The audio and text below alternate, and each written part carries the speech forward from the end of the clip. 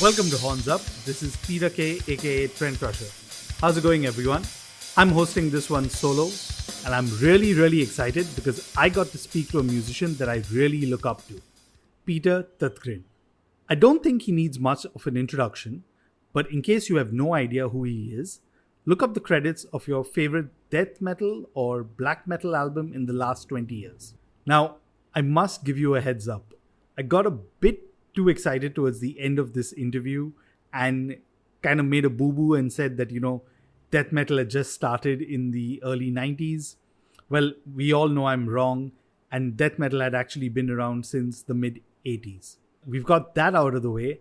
Here's my interview with the man behind Hypocrisy, Pain, as well as Abyss Studio. And welcome to Horns Up, Peter Tägtgren. Did I get that correct? Oh yeah. Okay. Very good. Awesome. Thank you very much. How is life? Good. I'm talking to you, and I must say, I'm a huge fan of Hypocrisy and your work itself. So it's a huge honor to have you on the podcast. Thank you. Thank you very much. Yeah. So I must kind of cut to the chase because it's been 8 years since your last album, End of Disclosure. How does it feel to have a new album, Worship, all set to release, to be honest? It's a little nerving, you don't know if people are going to like it or not, but most important thing is that you like it yourself. I'm very confident in that kind of way that I'm very proud of it. And I really hope people will like it too. That's the only thing I can say, that's the thing. Yeah, no, I mean, it's crazy, right? Just kind of the times we live in. So I must ask you, and I think you probably have been tired of answering this, but how's it been, honestly, for the last couple of years for you? I mean, from what I've read of you as a person, you enjoy being in the isolation. So was that something you enjoyed, that, everything was shut off, or how did it feel, to be honest?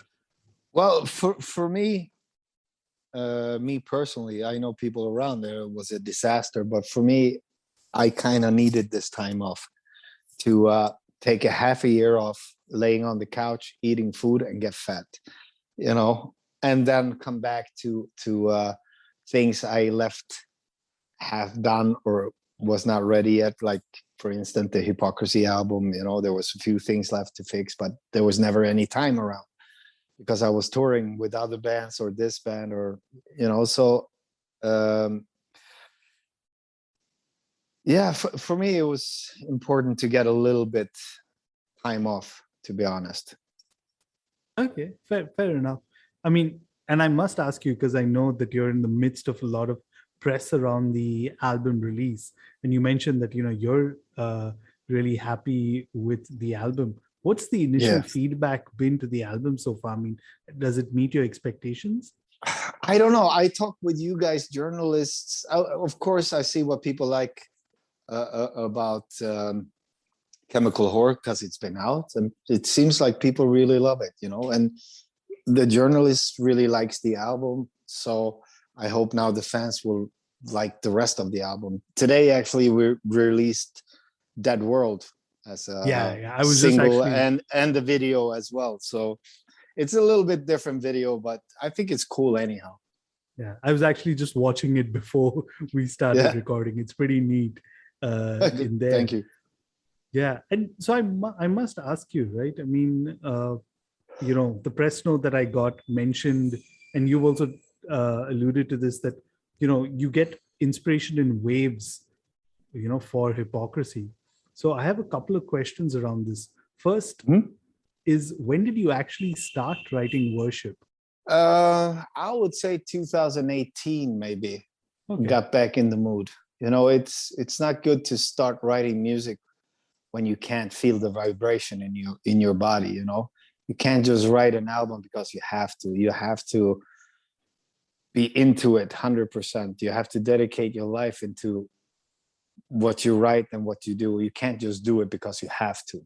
So that took a long time for me to get the feeling back, mainly because I was so busy with everything else. I couldn't spare any more energy on more things.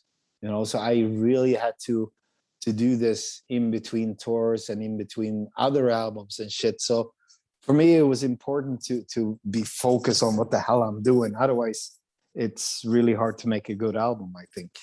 And now with someone like you who's like constantly around music, right? Because your day job is also as a producer in there. How do you kind of realize with, hypocrisy, since the inspiration comes in waves, right?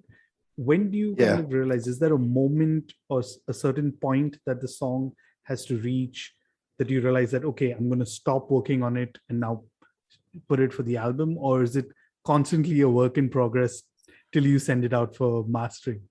Yeah, it's a constant.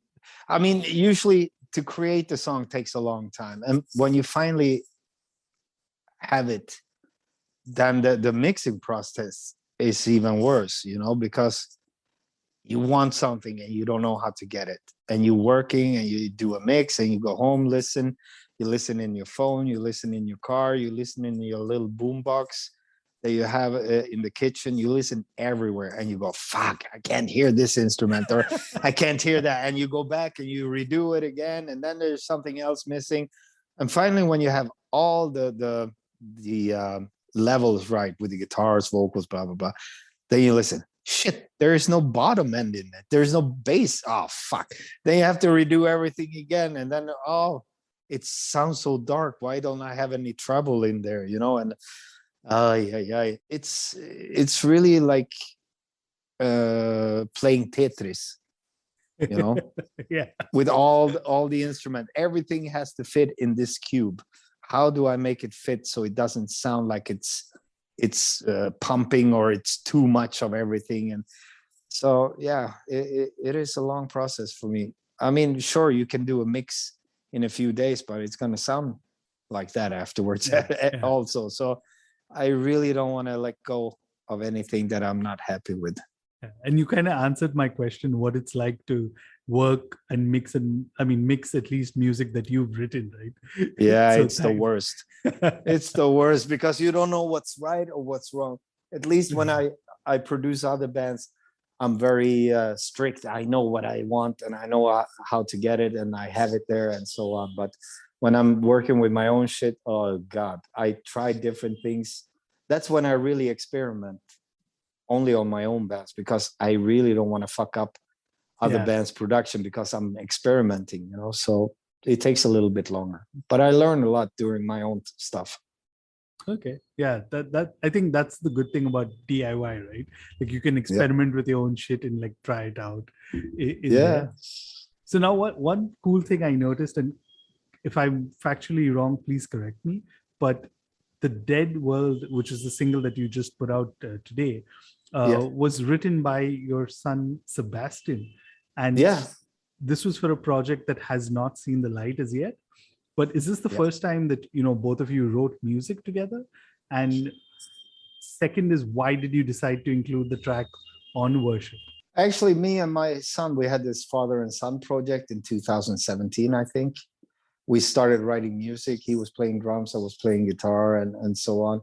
And we were just writing music. We didn't put any vocals on or thinking about the production. We just creating songs. So we had 11 songs at the end, and then we said, okay, now it's boring. So we said, okay, we both do something else. And that kind of sparked a little bit for me to start with Hypocrisy again. Okay. And I really loved that song that he did. There was no vocals on it at that time. And I asked him, hey, let me use this for Hypocrisy. It's a damn good song. And he said, okay, no problem. So I wrote lyrics to it and we recorded it again with the band. So yeah, I mean, Sebastian wrote songs before also on the last Hypocrisy album, Soldier of Fortune. Me and him wrote the music half each on that. And plus he wrote Mathematik with Lindemann by himself. So he's really good. Yeah. So the reason I probably also want to ask you this question is because I have a 4-year-old son, and the thing he enjoys about like metal is like just the growls and the beats and all of that. So he had bangs along. But as another dad, right? What's it like writing music with your son? I mean, have you had any like musical differences of sort? Oh man, it's a great experience. He was 14 or 15 when he wrote for the last Hippo album, and it's great. I mean, I have him with me when I play with Pain Live since 2016. He was with me on tour with Lindemann playing drums on that. He's a fantastic musician and a songwriter, and we pretty much have the same taste of music, that which is really cool. Yeah, I guess that helps, right? Yeah, for sure. Okay. So Yeah. at this point, since we've talked about worship, I'd like to play a track from worship. Which one should we play and why? I don't know. Do you want an up-tempo slow song, a mid-tempo? What do we need right now? I think let's do up tempo. Do an up-tempo. Yeah. Let's do a Dead World then. Let's see what people think about that.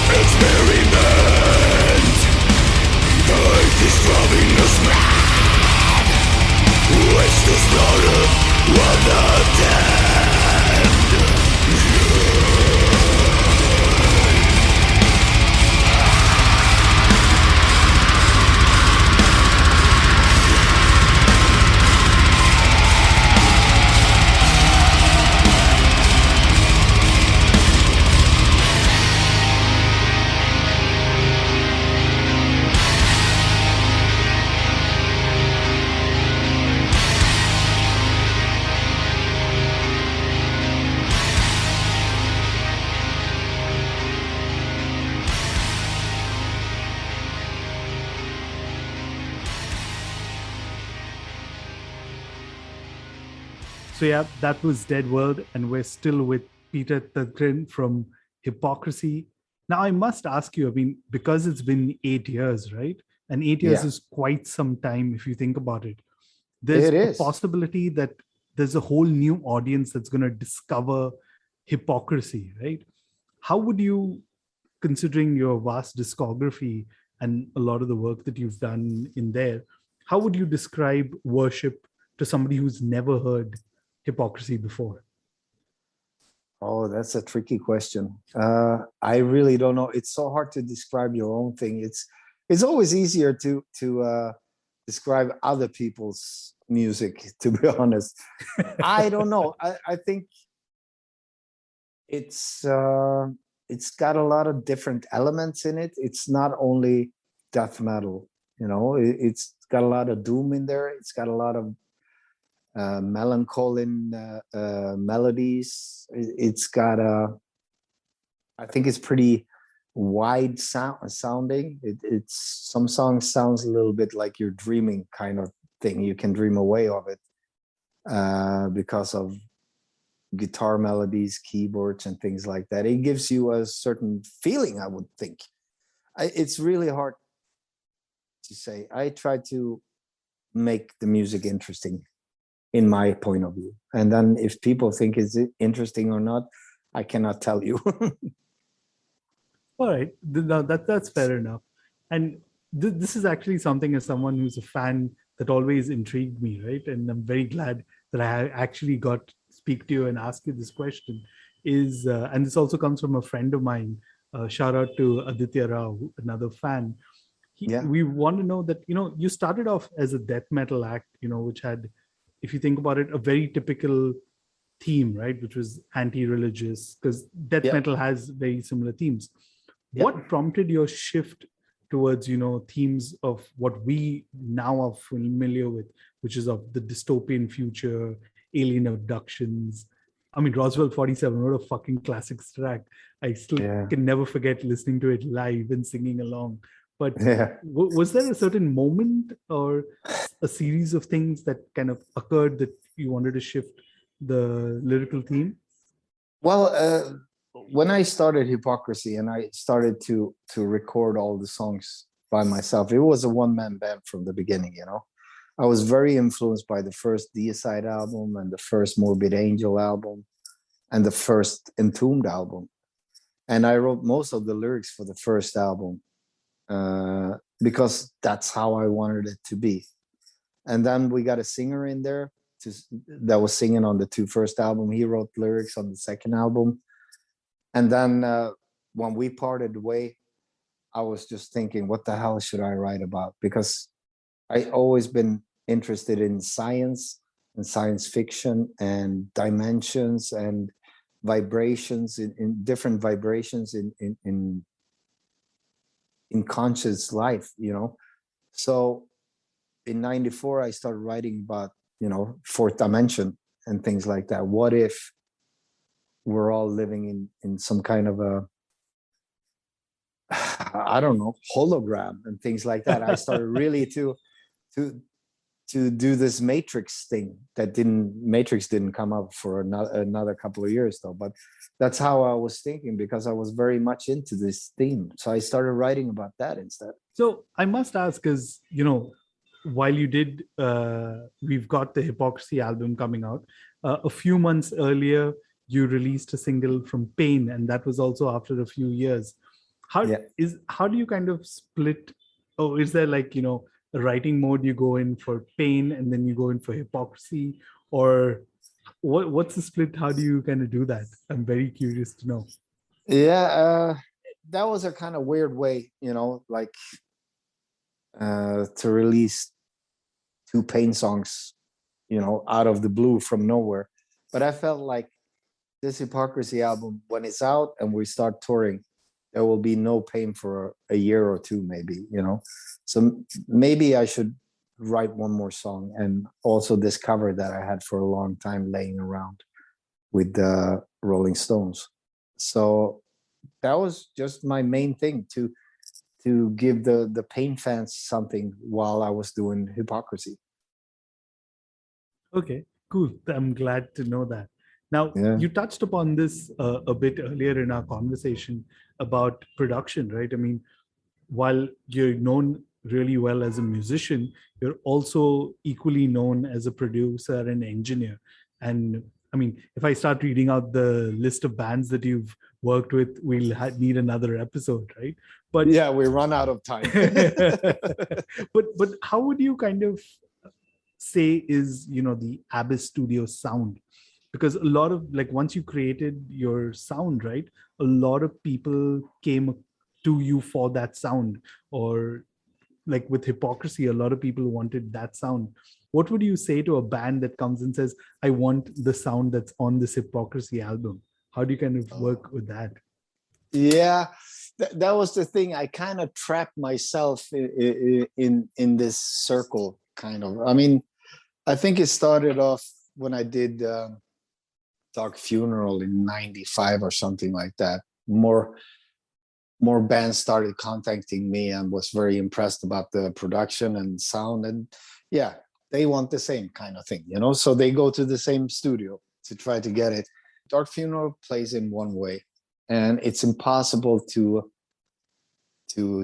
duplicate that with another band if they don't play exactly the same kind of way and the same kind of musician. Because a guitarist, you can have one guitar sound and different guitar players, and it will never sound the same because all guitar players are hitting the strings in different ways and stuff like that. So I think mainly why people came to me is because I guess in the mid 90s, I start to actually understand what the hell I was doing when I was recording. So the sound got a little bit better than most of the other production that was out at the time. So I guess a lot of people wanted a better sound. So that's how it started a little bit, I think. And then I was very fortunate to have all these great bands. It's like a dream come true when you think about it now. All the bands that went through my studio in the 90s and beginning of 2000, it was amazing. Yeah. For me, it was crazy because I discovered Hypocrisy at the same time I was listening to Immortal, and just to realize that, it's the same guy working behind all of it. So yeah, that was like blowing my mind. I must ask you this then. I mean, because it's been 30 years since Hypocrisy started. And you talked about, being influenced by Vital Remains and all of that. Looking back, how would you kind of say is your journey been, right? Because 30 years is a long time when you think about like death metal music. Like 30 years ago, it was still like there was no like death metal, right? You'd still were the early days of death metal. Did you still think that you'd be like playing music, or kind of, did you have that ambition when you first started out? Well, actually, when I started in '91 with Hypocrisy, most of the death metal bands been going on for 3 or 4 years. So actually, when we got our album out in '92, this wave of death metal was going down. So correct. We were starting it very late in this death metal thing, but we stuck to what we believed in, and we constantly been growing slowly but steady. We got more and more fans, and fans stayed, fans left, new fans comes in. So I mean, I think the whole reason is to believe in yourself when you write music. Write for yourself what you would like to hear. When you're done writing a song, you think, would I go out and buy this song? Would I like to go out and hear it live from the band? These are the things you got to ask yourself. And you have to stay true to yourself when you're writing, that you really like it. You can't just write something because it's popular or whatever, because then I think you will be there for a little bit and then forgotten. True words. So it's been a pleasure talking to you, but I have just a last question to go. And this is more from, a perspective as somebody who's seen you live, because I was looking at Pain's website and you've got shows lined up for 2022. Europe has opened up for gigs. So do you have like gigs lined up for Hypocrisy And what are you looking forward to the most at the shows coming up? Yeah, we definitely have one tour fixed for North America before summer. And we had a European tour from October to mid-November. But as we saw it getting closer and closer, we never announced it to anyone because that's right now. And right now it's still too rocky in Europe to go out. Okay. So that means we canceled all the gigs we had without even announcing them. And Wow. so now the booker is doing it again. And I hope we can go out in of course, during the summer to do a lot of summer festivals in Europe and then do a headline tour after that. So that's something to look forward to. But unfortunately, Yeah. 2022 is the year then. Yeah, I guess now it's almost over, and nobody really tours end of the year that much because people are saving money for Christmas and stuff like that in Europe, So it doesn't really make sense. And it's still too rocky. It's still not over yet, I think we will have a lot of chaos before it's over still, unfortunately. Yeah. And I hope things are not as worse as they were last year. Yeah, I really at least hope with the so vaccine. Too. Yeah. So, how is it in India with all this COVID shit? we're hanging in there. I mean, like at least here in Mumbai, we're open relatively compared to like April, May this year when things were really, really bad. Yeah. I think part of it is because more people are getting vaccinated. So I think that's one of the keys really for us. It's a pleasure talking to you, Peter. Yeah, pleasure talking to you, man. I really appreciate it.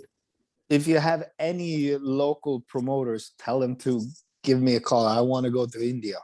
Yeah, man. I mean, that'd be a dream come true. Especially like when growing up, I never thought I'd ever see you guys live. To see you once, so maybe twice is even luckier. But thanks so much, and horns up. Yeah, the same to you. Thank you very much for your support, and I really hope to see everybody in India. Not everybody, you're so many, but at least to do 1 or 2 concerts, that would be great. Yeah, that'll definitely be a pleasure. Yeah. All right. Thank you very much, man. And have a good weekend and stay safe. So that was Peter Tägtgren. Really, really cool guy. I wish I had much more time to speak to him. I think I could easily spend an entire afternoon just talking metal with him, picking his brain on all the albums that he's worked on over the last 30 years. Do check out the Hypocrisy album Worship, which will be out next month via Nuclear Blast Records. Do let us know what you've been listening to. Hit us up on hornsuppod.com or @hornsuppod on Twitter. You can also reach out to me. I'm Trend Crusher on Instagram and Twitter. Until next time, horns up, guys.